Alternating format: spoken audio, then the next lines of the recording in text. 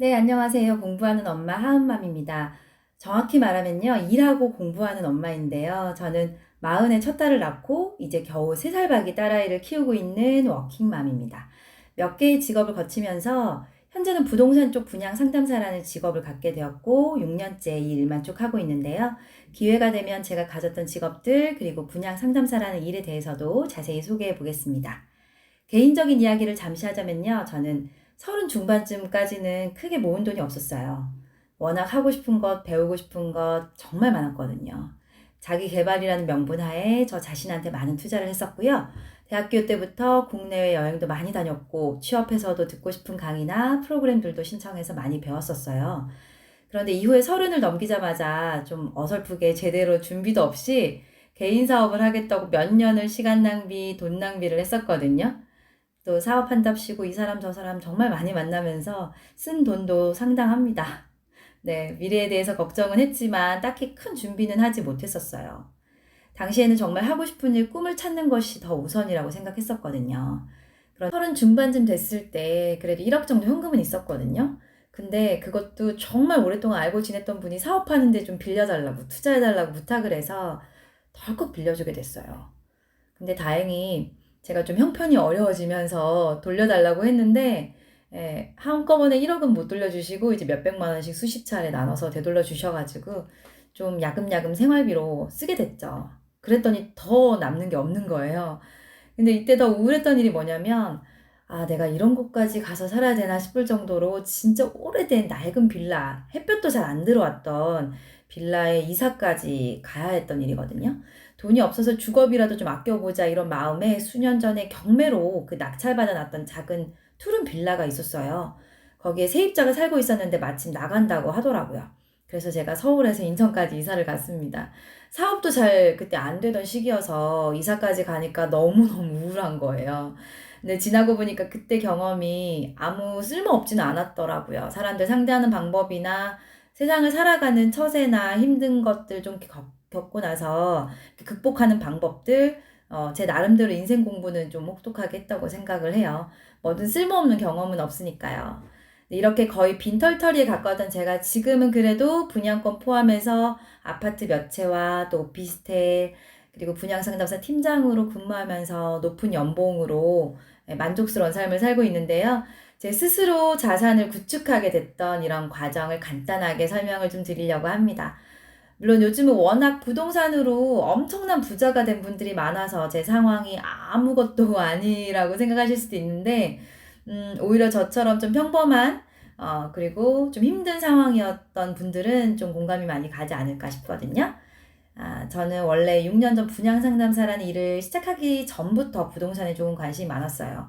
부동산뿐 아니라 뭐 돈 버는 것도 좀 관심은 많았는데 하고 싶은 게 많아서 못 모았던 그런 상황이었고요. 30 중반에 이제 본격적으로 부동산 투자에 관심을 갖고 경기도 고양시에 굉장히 오래된 20평대 아파트를 갭 투자한 게 저의 제대로 된 첫 부동산 투자라고 생각을 해요. 그때 이제 이미 아는 분께 1억을 빌려줘 버린 터라서 이제 투자금이 거의 없었죠. 엄마한테 몇 천만 원 빌려서 갭 투자를 했는데 저희 어머니도 그때 대출을 받아서 빌려주셨던 상황이었어요. 그만큼 제가 얼마나 간절했겠어요. 네, 물론 그 전에 이제 소액으로 경매를 통해서 아까 말씀드렸던 인천의 그 빌라, 아주 오래된 빌라를 한 채 매입하긴 했는데 너무 낡았고 또 수리비도 정말 많이 나가서 저한테는 경매가 그렇게 좋은 기억은 아니었어요. 근데 이제 물론 경매를 하면서 많이들 뭐 버셨다는 분들도 계시지만 저한테는 왜 또 안 맞더라고요. 그런 거 있잖아요. 남들한테 잘 맞아도 본인한테는 안 맞으면 안 맞는 거잖아요. 네, 저는 이제 일반 매매 뭐 몇 가지 포인트만 분석하면 되니까 경매보다는 그냥 기존에 바로바로 매매할 수 있는 매물이나 아니면 신규 분양 계약금만 있으면 뭐 바로 계약을 할 수 있는 신규 분양이 저한테는 더 맞더라고요. 이제 분양 상담사 일을 시작하게 되면서 그 고양시 아파트는 제가 매도를 했었고요. 뭐 크진 않지만 몇 천만 원 정도 네, 수익을 얻게 됐습니다.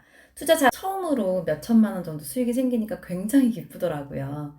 부동산 투자 잘하는 분들한테는 사실 이제 몇 천만 원은 엄청난 수익이 아닐 수 있는데 저한테는 이제 워낙 소액을 투자했던 곳이고 또 엄마한테 빌려서 투자를 했던 거라 그 몇 천만 원 수익이 굉장히 감사했거든요.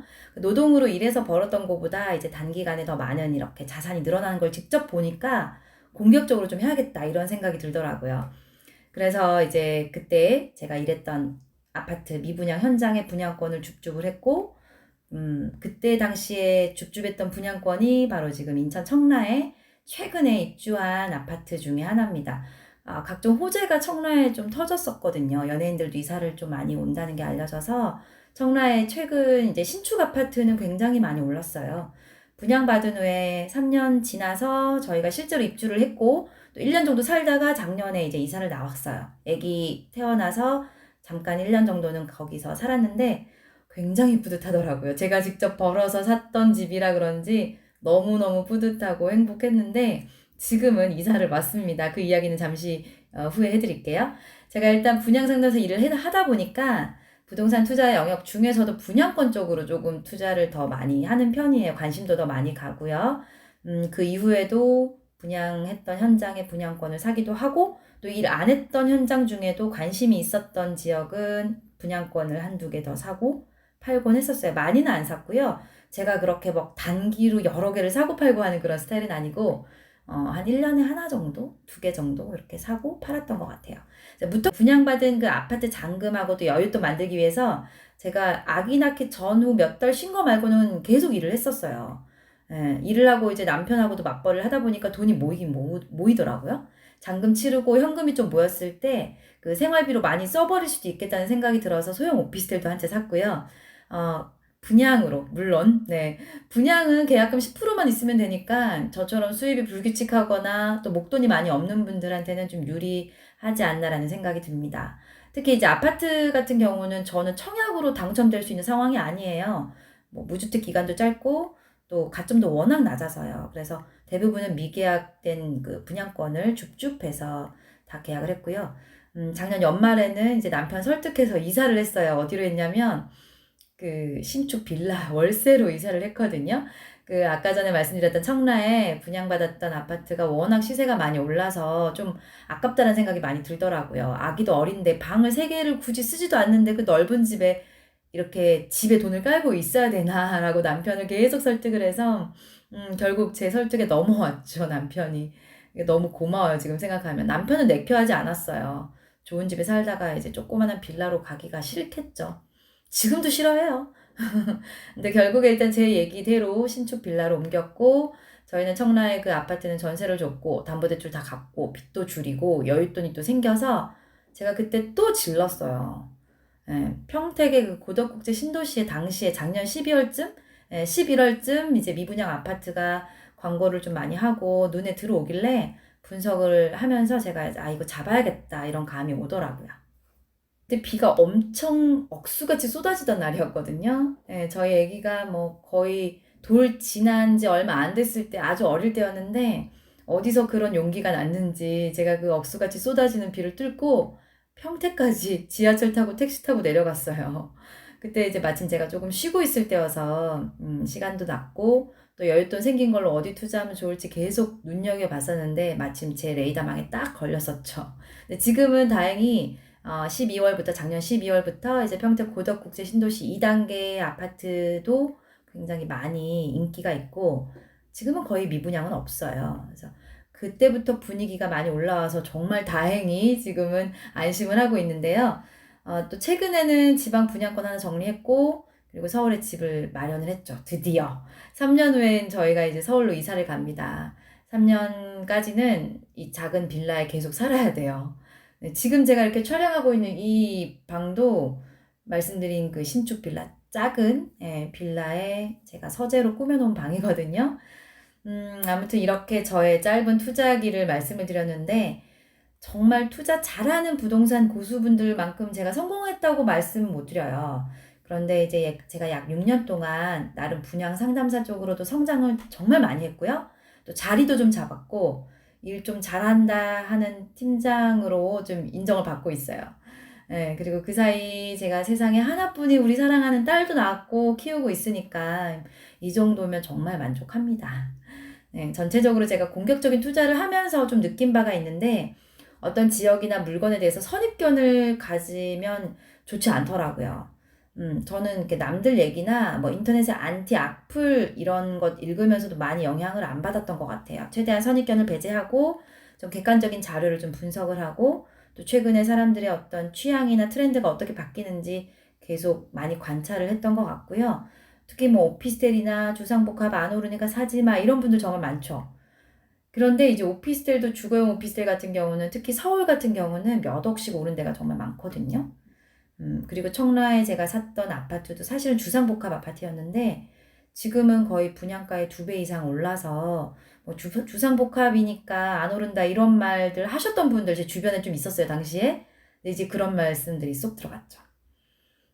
그리고 아무리 좋은 투자처라고 해도 제가 돈이 없거나 좀 너무 힘들게 돈을 마련해야 되는 상황 같았으면 안 했었어요. 그래도 조금 무리해서라도 아, 이거는 해야겠다. 이런 생각이 딱 드는 물건은 제가 어떻게든 이사를 해서라도 자금을 마련을 해서 투자를 했고요.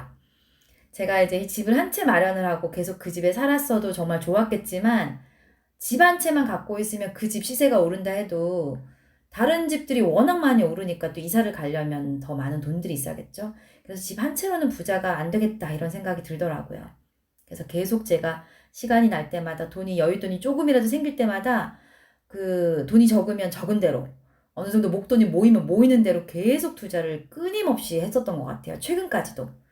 근데 저는 특히 재건축 재개발 많이들 하시는 거 저는 잘 몰라서 그걸 공부할 만한 시간도 없어서 특별하게 저는 관심을 안 뒀었거든요. 그러니까 부동산 영역에서도 제가 정말 잘 할 수 있고 잘 아는 분야만 공략을 했었고요.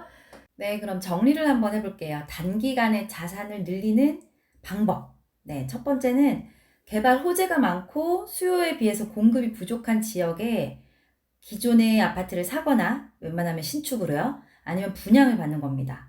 네, 실거주를 하던가 저처럼 이제 월세를 주거나 전세를 주거나 하고 세를 주고 일단 나와서 본인은 조금 더 작은 집, 조금 더 저렴한 집으로 이사를 하는 거죠.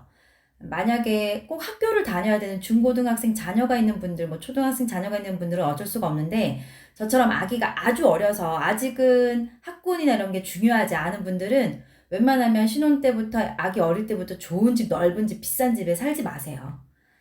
그냥 작은 집으로 이사를 해서 그 여윳돈으로 다른 데 계속 투자를 하는 겁니다. 저는 아기가 이제 초등학교 들어가기 전까지는 계속 이렇게 공격적으로 좀 투자를 하려고 하거든요. 말씀드린 대로 1주택만으로는 자산을 늘리는 데는 한계가 있습니다. 다른 집들도 다 오르니까요. 그래서 동시다발로 자산을 늘려야 되는데 최대한 일시적 1가구 2주택 활용하시고 그리고 요즘에 뭐 주택수에 포함이 좀 안 되는 지식산업센터나 상가나 오피스 이런 분야로도 눈을 좀 돌려보시면 좋을 것 같아요. 최근에 워낙 주택에 대해서 규제가 많아지고 특히 아파트에 대해서 너무나 강력한 규제가 있어서 대출도 힘들고 또 세금이 아주 폭발적으로 늘어났죠.